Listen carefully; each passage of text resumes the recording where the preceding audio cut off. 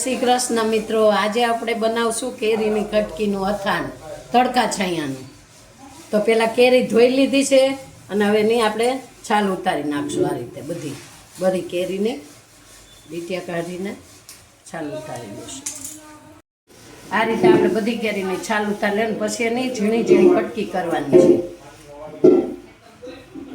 બધી કેરીના છાલ ઉતારી લીધી છે. હવે આવી રીતે છે ને ઝીણી ઝીણા એને સુધારી લેશું. 2 કિલો કેરી લીધી છે.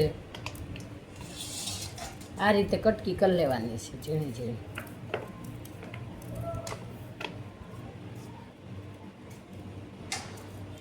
આપણે આ રીતે બધી કટકી કરી લીધી છે. હવે એમાં અડધી ચમચી હળદર નાખી દઈશું. અડધી ચમચી હળદર અને 1 ચમચી નિમક.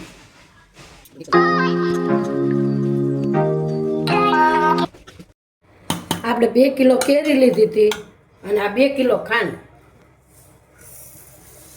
પાણી નથી, ખાટું પાણી કાઢવાનું નથી, નકર ખાંડ ઓગળશે નહીં. સીધી જ આપણે નાખી દીધું છે આમાં ખાંડ.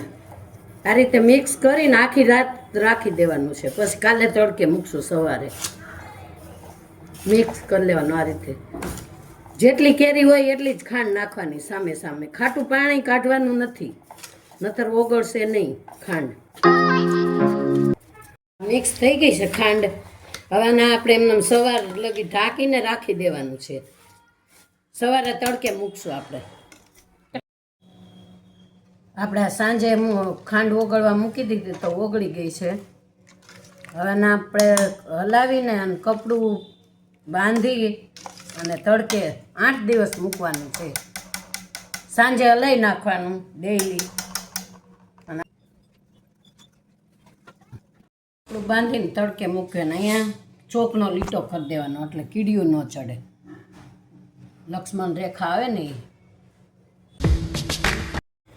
જો કટકી આપણે 8 દિવસ પહેલાં મૂકી હતી તડકે છાંયે.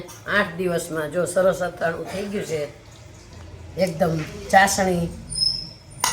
હવે આમાં આપણે ચટણી નાખી દઈશું, લાલ મરચું. આપણે લાલ મરચું ભેળવી દેવા. આમાં તો એલચી, તજનો ને ભૂકો નાખવો હોય તો એ નાખી શકાય અને લાલ મરચું પણ નાખી શકાય. તો અમે તો લાલ મરચું નાખશું 2 ચમચી.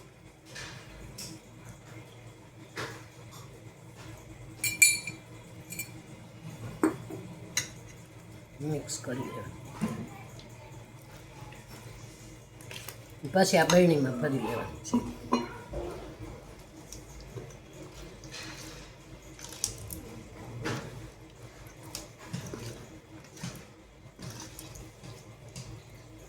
આ રીતે મિક્સ કરી લેવાનું.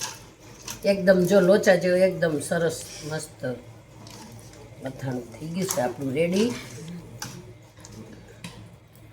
બરણી ધોઈને સાફ કરી લીધી છે. હવે આ રીતે આપણે અથાણું બધું ભરી દઈશું.